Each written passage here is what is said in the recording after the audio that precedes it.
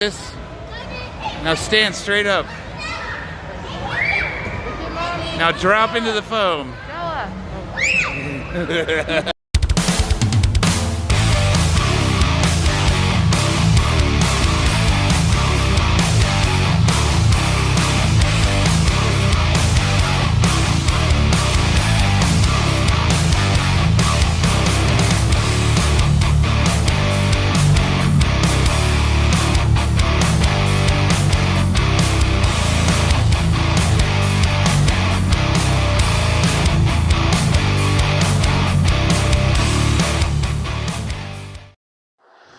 Over the years, Kratom has become really popular with a lot of people that are suffering from addiction, suffering from pain.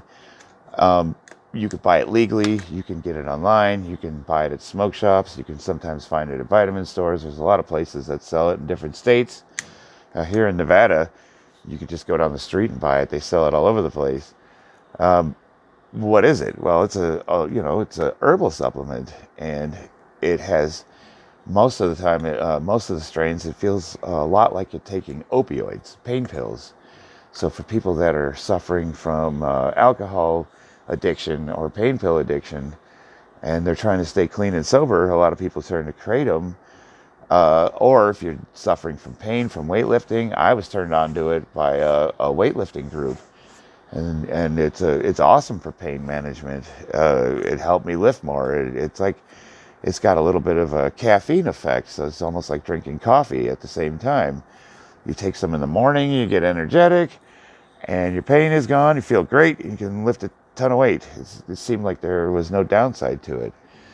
So what is Kratom? Kratom is a tropical tree, Mitragana speciosa, native to Southeast Asia, with leaves that contain compounds that can have a psychotropic effect. Kratom is not currently illegal, and it's been easy to order on the internet. It's sometimes sold as a green powder or in packets labeled not for human consumption. That should raise a red flag. It is also sold sometimes in capsules. How do people use Kratom? Well, most people take it as a pill, capsule. Some people chew the leaves. I don't think they do that here in the U.S., but that's a Southeast Asia thing. They can brew the powdered leaves as a tea. I've done that. Sometimes the leaves are even smoked or eaten in food. I have not done that. How does Kratom affect the brain? Well, Kratom can cause effects similar to both opioids and stimulants. Two compounds in Kratom leaves, mitragine and 7-A I'm sure I said that right, interact with opioid receptors in the brain, producing sedation, pleasure, and decreased pain, especially where users consume large amounts of the plant. And boy, howdy do I mean large amounts. It's a crushed leaf, so it has not been refined, so you do have to use quite a bit of it to get that effect. Mitragynine also interacts with other receptor systems in the brain to produce stimulant effects. When Kratom is taken in small amounts, users report increased energy, sociability, and alertness instead of sedation. However, Kratom can also cause uncomfortable and sometimes dangerous side effects when consumed in excessive amounts. Personally, I found you had to take a lot of it to have negative side effects. But here, right off the bat, I want to say that there's a lot of bad about Kratom that I'm going to get to. I wanted to touch on the published information first.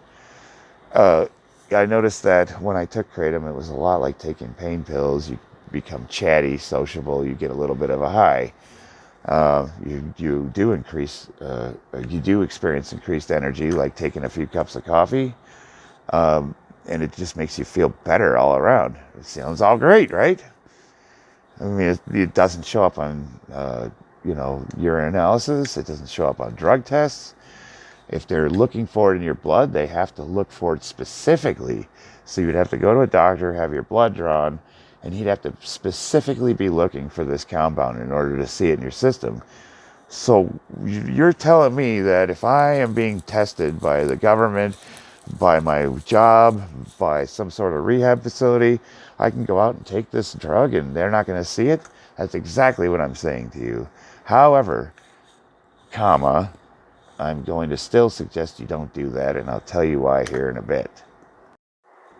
If I go into Google and I search for Kratom, the first site that comes up is protectkratom.org. And it states, what is Kratom? Kratom is a safe herbal supplement used by millions of Americans to manage pain or as an alternative to coffee to help their mood and focus. Natural kratom comes from a tropical tree in the coffee family, native to Southeast Asia. I've already said all that, blah, blah, blah. Kratom is used safely for decades here in the United States, and it's become increasingly popular because of what it is and what it isn't. True. Kratom is not a drug, not an opiate, not a synthetic substance. Everything is a drug. Everything is a chemical. Water is a chemical. Natural kratom is a safe herbal supplement that is used by millions for pain management or energy boost. Okay. Despite coming under attack by the FDA because it's not a prescription drug, many Americans are turning to kratom to help them eliminate chronic pain, a drug dependency, or as an energy boost. This is true. They say kratom gives them relief from constant pain, and many say it saved their lives. I would agree with that initially. That was my initial thought. That's why more and more Americans are benefiting from it daily. See if kratom can help you or someone you know. And then it, tells you how it's been unfairly criticized. It's been demonized by the FDA. Okay. And it goes on and on and on. It's telling you how the FDA is making all these outrageous claims. My personal experience is that when I first started taking it, I thought it was wonderful. It really did make me feel great. It is expensive, so it wasn't like I was getting it for free. We'll get into that. When we search for things on the internet, we do so with a bias. We usually look for things that, give us answers we want to hear. It's really easy to sift through. I'll sift through 20 articles to find one that confirms my bias and makes me feel better about the choices I'm making. It just so happens that the first website that comes up when you type Kratom in is telling you how great it is.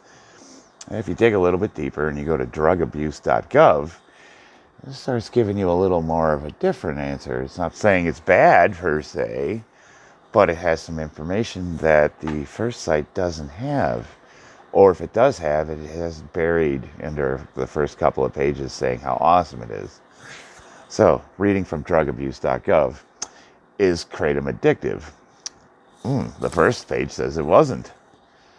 Or heavily implied it wasn't. Like all other drugs with opioid-like effects, meaning it feels like you're taking opioids when you ingest this stuff, Kratom might cause dependence, which means users will feel physical withdrawal symptoms when they stop taking the drugs. Withdrawals, like mild, heavy, what? Some users have reported becoming addicted to Kratom. Withdrawal symptoms include muscle aches, insomnia, irritability, hostility, aggression, emotional changes, runny nose, jerky movements. Okay, how is Kratom addicted treated? There are no specific medical treatments for Kratom. There is, actually, I'll get into that. Some people seeking treatment have found behavioral therapy to blah, blah, blah. It goes on into saying, does Kratom have value as medicine? In recent years, some people use Kratom as an herbal alternative to medicinal treatment in attempts to control withdrawal symptoms and cravings caused by addictions to opioids or other addictive substances such as alcohol. There is no scientific evidence that Kratom is effective or safe for this purpose. Further research is needed. I'll give you anecdotal evidence. I thought it worked wonders. I mean, here's something that got me mildly high, was legal, and didn't show up on drug tests. And yeah, it totally worked for getting off alcohol and other drugs. That's not in question. What is in question is some of the other things. And now we're going to get into my personal story about the nightmare I went through using this substance. This is not going to be a long story because I already told you how I got turned on to this drug years ago when I was trying to stop drinking and trying to stop using drugs. I was looking for anything that was easier than having to just go to AA meetings and gut it out. I was at a point where even though I was sober, I really, really wished I could use something just to get through the day. I had every excuse in my mind. I'm in pain. I work hard. This sucks. I really want a beer. I can't have a beer. And then I found Kratom. The first time I saw it, I was going to a smoke shop, and this kid in line in front of me ordered a bottle, and I was like, hey, what is that?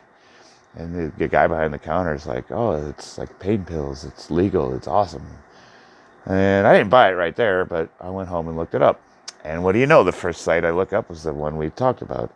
Tell me how awesome it is. I was like, whoa, I got to try this. But the stuff was expensive at the smoke shop. For a small bottle of it, it was like 40 or 50 bucks at the time. That's right. That's more expensive than heroin, by the way, but I digress. So I, shifted some money around and stole some out of our bank account and went down there and bought some. And I took a few. And I'm here to tell you, I felt great. I'm like, this is legal? This can't be legal. I mean, my first thought when I took those pills is that it was nonsense. You can't buy something over the counter that's going to work like prescription narcotics. And it does. It does. I felt awesome. And I felt energized. And my wife said, you're chatty. Are you on something? And I'm like, nope. No, nothing. That's a lie. But later on, I would tell her, yeah, this stuff's all natural. It's like pain pills. And my wife's been in a couple accidents, and she was taking pain pills at the time. So she took some Kratom, and she's like, wow, this stuff works great. It works better than the pain pills. And it's safe. It's an herbal. Are you kidding me? Yeah. So she was taking it, and then that helped reinforce that it was good that I was taking it. We didn't even consider, like, hey, you're an addict in recovery. Should you be messing around with substances? And then when it was brought up, I was like, nah, it's all herbal. Like, look at all this good information. The group that I lifted with advocated for it. All these websites are advocating for it. And, what's the downside? Well, the downside is my wife's not a drug addict. So she's the type of person that can take a little bit and then stop like a reasonable person. Just like most normal people can drink a beer or two and then quit. After having a couple. I'm not that type of person. So I started taking it more regularly and more and more and more. And wouldn't you know it, after a couple of months, I was taking it every day. And I was spending hundreds of dollars a month on this stuff. And I was having to do that thing that drug addicts do, where they're shifting money around and taking a little bit from here and there. It's supposed to go to groceries and electrical and all that stuff. And wife's asking, like, why are we going through so much money? Where's all the money going? And there again, I'm lying through my teeth about everything once again. But I'm not using drugs. I'm passing all my piss tests. And, when you work construction, you have to pass your analysis to get a job, because they don't want people that are on substances that it could, hamper your ability to operate equipment or be around a dangerous work site. They don't want that liability. And I doesn't come up on piss tests. So I'm great, right? Awesome. I finally got to the point where I was spending $500 a month on this safe, herbal, all-natural supplement. $500 a month. I'm lying through my teeth. And, my wife's noticing that I'm starting to look physically gaunt. I'm losing weight just like you would if you were using drugs. I had no performance in the bedroom, no interest. I was high all the time. I was working out like a madman because you don't feel any pain. So who knows what I'm doing to myself? Honestly, what was I doing to my body that was setting me up for failure in the future? I don't know. So I decided it's time to stop. You know what? I had to get honest with myself. I did all this work to get off of drugs and alcohol. I got to stop taking this stuff. And I did. And I'm here to tell you, the withdrawals were horrendous. They were the worst thing I ever went through in my life. They were just like heroin withdrawals. I had diarrhea. I was throwing up. I had nausea. I had muscle cramps. I had pain. I was sweating. I couldn't sleep. I was a mess. I was huddled up on the floor. My wife said I was rocking back and forth and muttering to myself. She said, I fell down the stairs at one point. I got to the point where it was so bad that I just ran out and got more because I couldn't tolerate the withdrawals. And it was just terrible. My wife wound up taking me to a rehab, the VA hospital, and they didn't know how to treat me. You know how they said there's no treatment for Kratom? They don't know how to treat you for Kratom. So they tried to treat me as an alcoholic. It did nothing. And then one doctor, he actually looked it up online and said, oh, it's a lot like opiates. So maybe we should treat him like a guy going through opiate withdrawal. And he gave me the same protocol that they would give a heroin addict. And that worked. So I had to have, let me repeat that to you guys.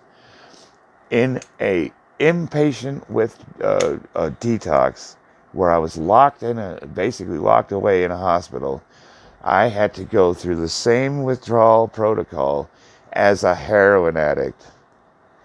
That's pretty intense.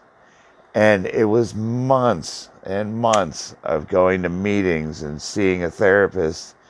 And I was on Suboxone, the same thing that they give heroin addicts, to get off of this safe, natural, easily available, legal supplement.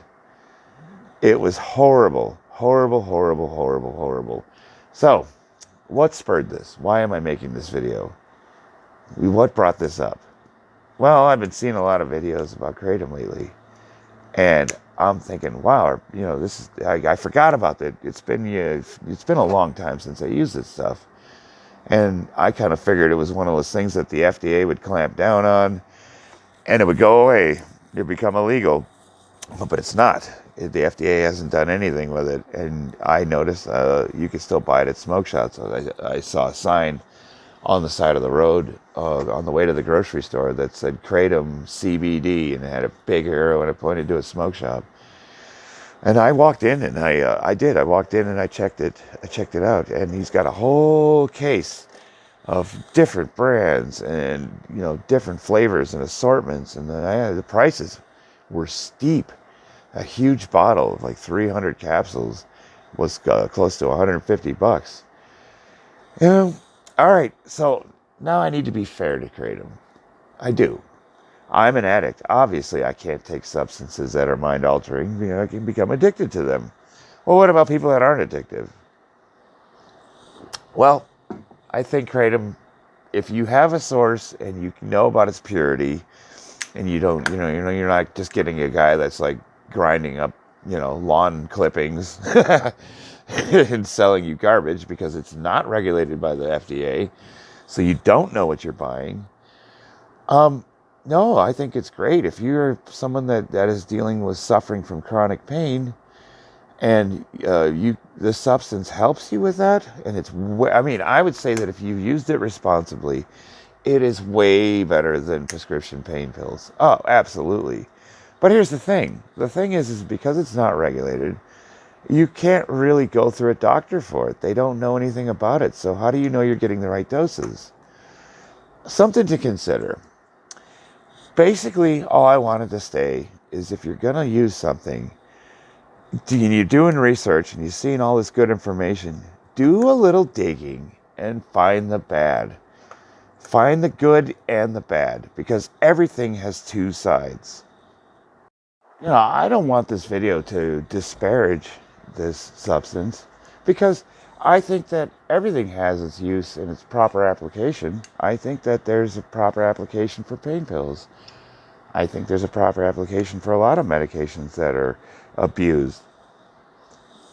I just want you to do your research. I want you to be informed. And I also want you to understand that if anybody tells you that something that affects your mental state or makes you feel euphoria when you take it doesn't have any downsides or isn't addictive, it's all natural. That's what they say. Everything's all natural. Weed's all natural. Everything's a drug. From a biological and chemical standpoint, I'm telling you this as a guy that's, into chemical engineering. I don't have my degree yet, but I'm like 20 credits away from it. I've definitely taken enough chemistry at a collegiate level to tell you that every substance on this planet is a chemical. Water's a chemical. And every single substance on this planet is poisonous in the right amount. Yeah, everything, every single thing, everything that you put in your body will poison and kill you if you take too much of it at a certain point. Well, some are more than others, obviously. You can poison yourself with water.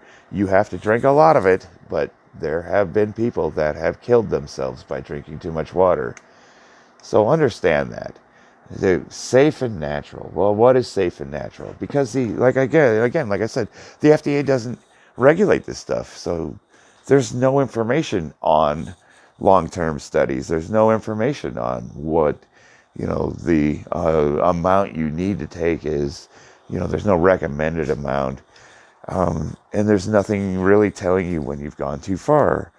I will say this, a lot of the places that produce this stuff, some are better than others. And how do you know? How do you know if they're testing it for purity? When they were doing my blood work, when I was getting off of it, they noticed that I had elevated heavy metals in my body. And that very well could be from the garbage pills that I was buying, because I was buying them from all different sources. And, there's a lot of the ones that they sell in smoke shops. I mean, who knows? Who knows what was in that crap? So that's it. Just be informed. Do the research. If you find something that sounds too good to be true, there's always a downside. Always. Maybe it will help you. Maybe there's been a lot of testimonials from people that were on heroin, and this got them off heroin. Well, it doesn't really say, it doesn't follow them down that, the long term. So say they were taking Kratom to get off heroin, and when they were interviewed, they were like, yep, I've been clean from heroin and I'm taking Kratom. Well, does it say what happened to them a year or two down the road where they become addicted to Kratom and now that's their problem? I don't know. That's basically what happened to me. So I don't want it to happen to you guys. Just be informed. That's all this is. This is not to disparage this substance. And if you're taking it and you're getting good results from it and you're using it responsibly, I would say there's absolute value in that. And like I said, my wife does take it periodically for her pain. She's been in several car accidents and has slip discs in her neck. And I think it's great. I think it's great for her. It's a good solution for her issues. And I would never want to disparage her for doing something that improves the quality of her life. But for a guy like me, an addict, it was an absolute nightmare. And it was the worst withdrawals of anything I'd ever gotten off of. And I just want to prevent that from happening to you guys. I love you guys. Be healthy.